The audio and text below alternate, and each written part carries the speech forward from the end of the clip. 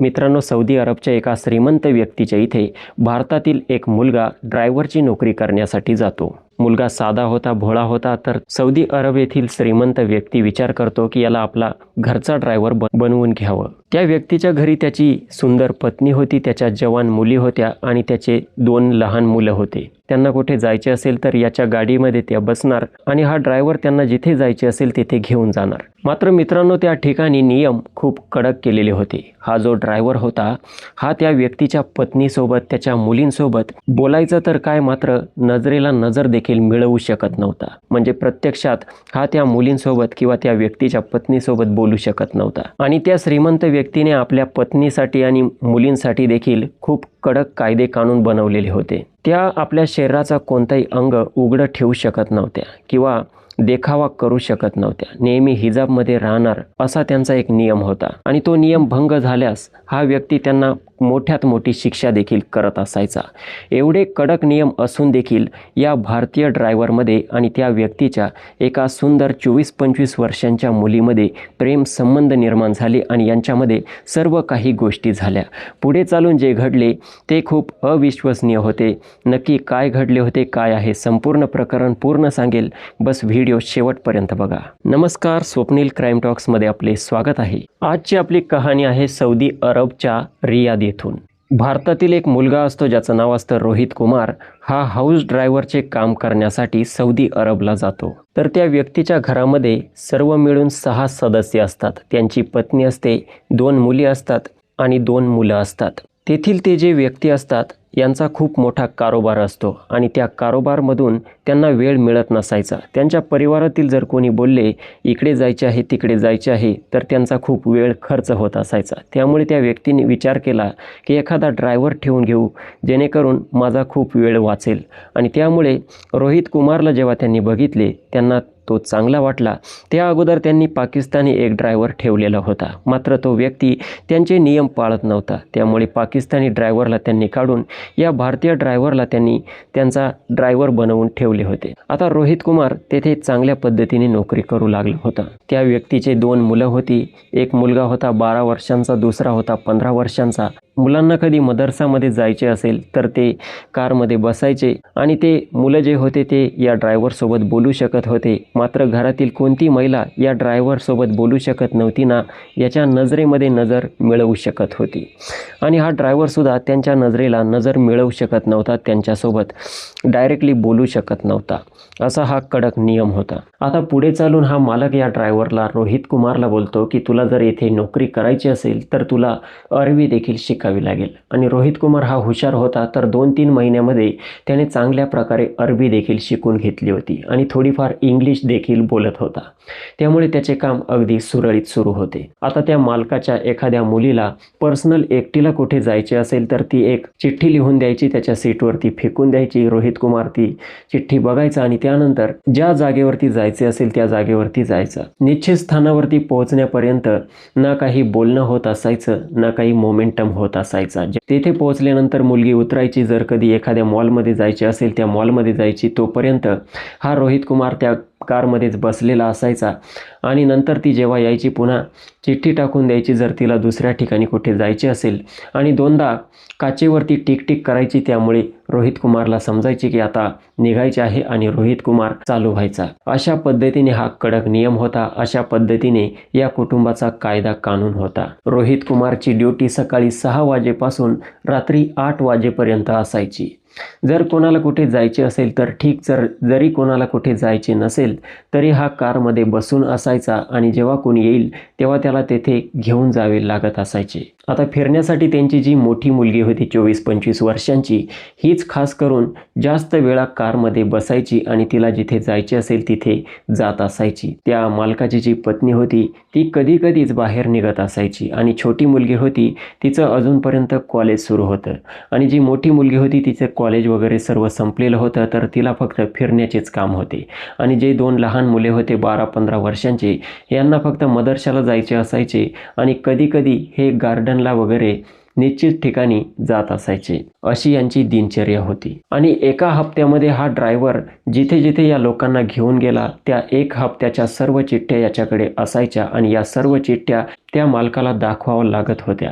आणि ते मालक नंतर बघायचे की कोण कुठे कुठे गेले होते आणि काय घेऊन आले. त्यानंतर त्यांच्या घरामध्ये विचारायचे. तो त्यांचा वैयक्तिक प्रश्न होता, मात्र ड्रायव्हरला हा सर्व हिसाब किताब ठेवावा लागायचा आणि मालकाला द्यावा लागत होता. आता एक दिवसाची बात असते. हा ड्रायव्हर आपल्या कारमध्ये बसलेला असतो आणि हा रोहित कुमार आपल्या खिशामधून आपलं पाकिट काढतो आणि त्या पाकिटमध्ये त्याच्या एक हप्त्यांच्या लगभग 101 चिठ्ठ्या होत्या. त्या सर्व चिठ्ठ्या तो आपल्या सीटवरती काढतो आणि त्याच्या पर्समध्ये काहीतरी शोधू लागतो. आणि त्याच दरम्यान त्यांच्या घरातील मोठी मुलगी जी की 25 वर्षांची होती, तिचं नाव होतं आरीन. ही आरीन कारमध्ये येऊन बसते आणि तिने जी चिठ्ठी आणलेली असते त्या चिठ्ठीमध्ये लिहून ती पुढच्या सीटवरती ती चिठ्ठी फेकून देते. मात्र आता रोहित कुमारने आपल्या पाकिटामधून बऱ्याचशा चिठ्ठ्या बाहेर काढून ठेवल्या होत्या, तर तिची जी चिठ्ठी असते ती त्या चिठ्ठीमध्ये मिक्स होते. आता रोहित कुमारला सुचत नाही नक्की हिची चिठ्ठी कोणती होती आणि हिला कुठे जायचं आहे. आता बोलू तर शकत नव्हता, नजरेला नजर मिळवू शकत नव्हता. रोहित कुमार आता परेशान होतो, नक्की करावं तर करावं काय. मात्र रोहित कुमारला माहीत होतं की ही जी मोठी मुलगी आहे ही नेहमीच एका मॉलमध्ये जात असते, त्या मॉलमध्येच आपण जाऊ शकतो. आणि त्यानंतर हा रोहित कुमार त्या मॉलकडे जाऊ लागतो. जसा तो मॉलकडे जातो तेथे गाडी पार्किंग वगैरे करतो आणि वाट बघतो आरीन आता कारमधून उतरेल आणि मॉलमध्ये जाईल. मात्र लगभग 2 ते 5 मिनिट झाले. आरीन अजूनपर्यंत कारमधून बाहेर आलीच नव्हती. आता रोहित कुमारला काय करावं ते देखील कळत नव्हतं. आणि मागे जी आरीन बसलेली होती तिला देखील सुचत नव्हतं की याने मला या ठिकाणी का आणले, मला तर येथे जायचेच नव्हते. आता लगभग 5 ते 10 मिनिट होतात. इकडे रोहित कुमार पूर्ण गडबडलेला होता. ही अजूनपर्यंत उतरत का नाही, नक्की काय झाले, आरीनला देखील समजत नाही. आरीन आता रोहित कुमारकडे बघत असते आणि रोहित कुमार आपल्या एका आरशामध्ये बघतो. जो आरसा लावलेला असतो त्या आरशामधून त्याला मागे दिसत असते. आरशात तो सहज बघतो तर जी आरीन असते ती त्याच्याकडेच बघत असते. आता हे सर्व बघून तो रोहित कुमार घाबरतो, कारण पहिल्यांदा त्याने नजरेला नजर मिळवली होती.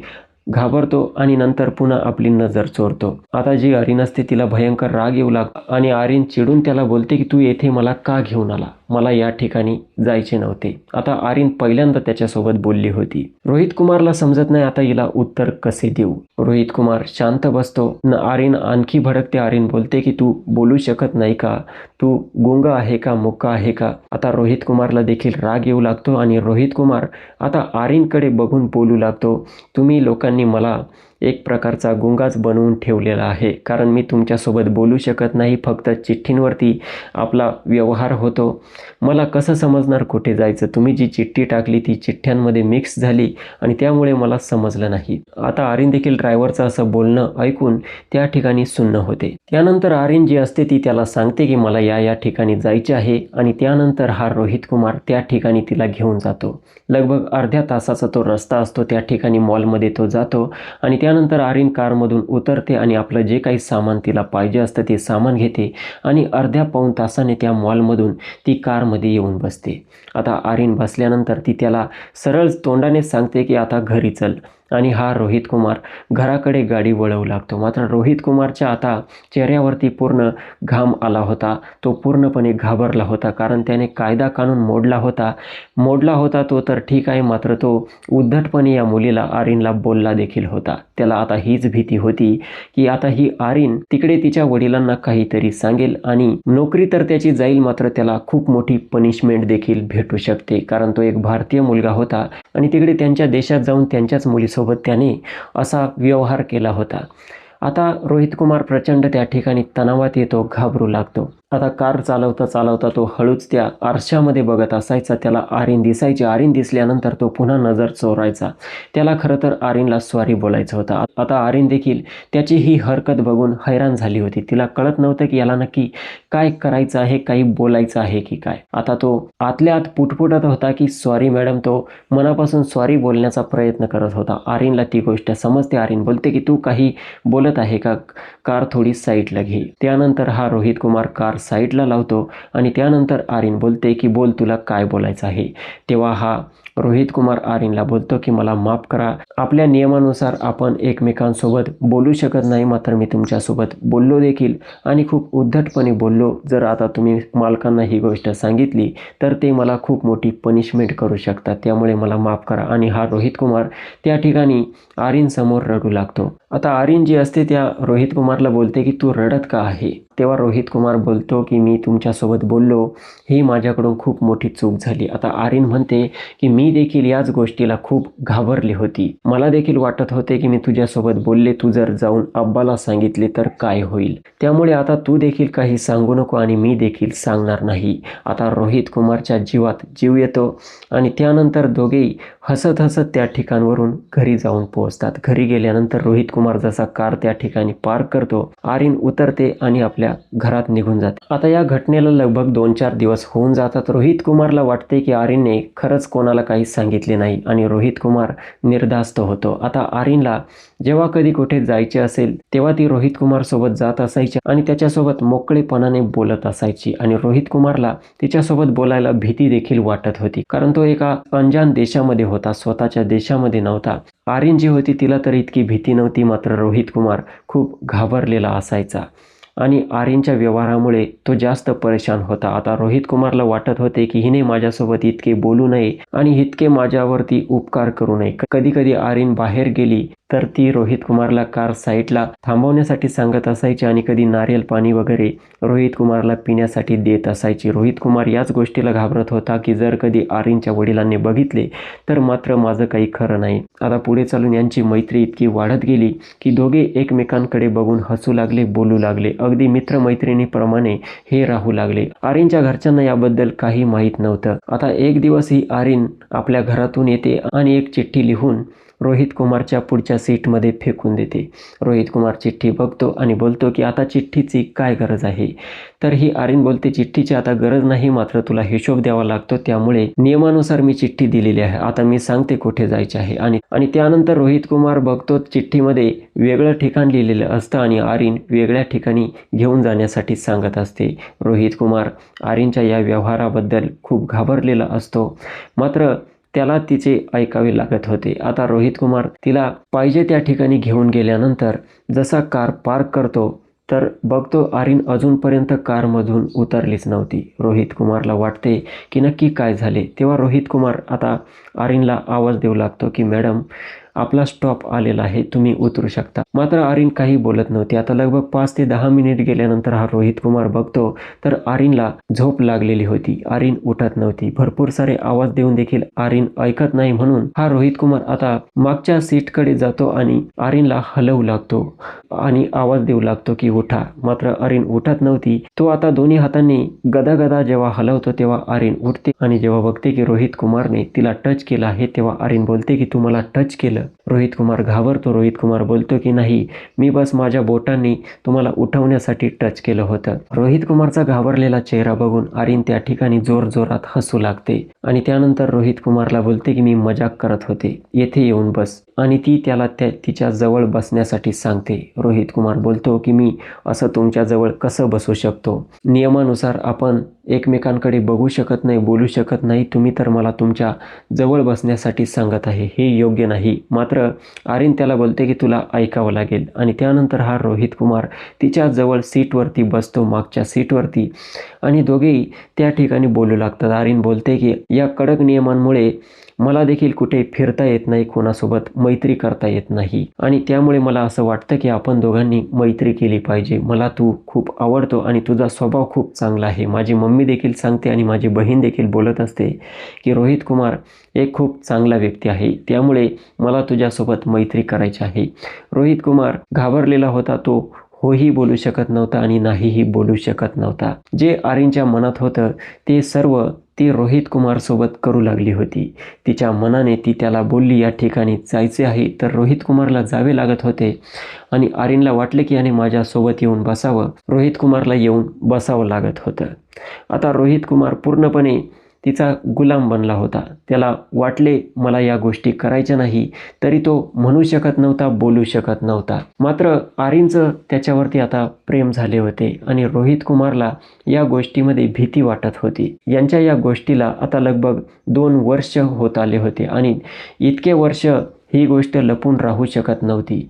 एक दिवस आर्यनच्या आईला ही गोष्ट समजते आणि जेव्हा समजते तेव्हा ती आर्यनला बोलते की तू त्या भारतीय ड्रायव्हरसोबत फार वाईट करत आहे. 2 वर्षांपासून तू त्याचा अशा प्रकारे फायदा घेत आहे. तो काही बोलू शकत नाही.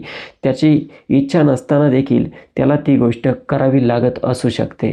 त्यामुळे तू त्याचा नाद सोडून दे. आता आर्यन आपल्या आईचं ऐकते आणि रोहित कुमार जो असतो त्याची 1 महिन्यानंतर सुट्टी देखील होणार असते, त्याला सुट्टी मिळणार असते. आर्यन तिच्या आईला बोलते की त्याची काही चूक नव्हती, सर्व चूक माझी होती. त्यानंतर आर्यन आणि तिची आई एक पर्ची बनवतात आणि त्या चिठ्ठीमध्ये त्यांना जाण्याचं ठिकाण लिहितात. त्यांना खरं तर जायचे नव्हते, त्यांना रोहितची माफी मागायची होती. आणि त्यानंतर जी आर्यनची आई असते ही देखील पहिल्यांदा रोहितसोबत बोलली होती. ती रोहितला बोलते की तुझ्यासोबत हिने फार वाईट केले, चुकीचे केले आणि आता तुझी भलाई यातच आहे की तू या ठिकाणावरून निघून जा. ज्या पद्धतीने ही गोष्ट मला समजली, जर हिच्या वडिलांना समजली तर मात्र भयंकर परिणाम होतील. रोहित त्या ठिकाणी 2016 मध्ये जॉईन झाला होता आणि 2018 मध्ये ती नोकरी सोडून देतो आणि आपल्या घरी निघून येतो. तर मित्रांनो, ही होती कहाणी. अशा प्रकारे काही गोष्टी घडत असतात. जेव्हा कधी आपल्या भारत देशामधून दुसऱ्या देशात एखादी व्यक्ती जाते तर त्याच्यासोबत असे देखील कृत्य होत असते. त्यामुळे प्रत्येकाने सजग आणि सावध राहणे ही काळाची गरज बनली आहे. व्हिडिओ आवडला असेल तर लाईक करा आणि अशाच इंटरेस्टिंग कहाणी, क्राईम स्टोरी नेहमी ऐकत राहण्यासाठी स्वप्नील क्राईम टॉक्स या यूट्यूब चॅनलला सबस्क्राईब करा. भेटूयात पुढच्या व्हिडिओमध्ये. जय हिंद, नमस्कार.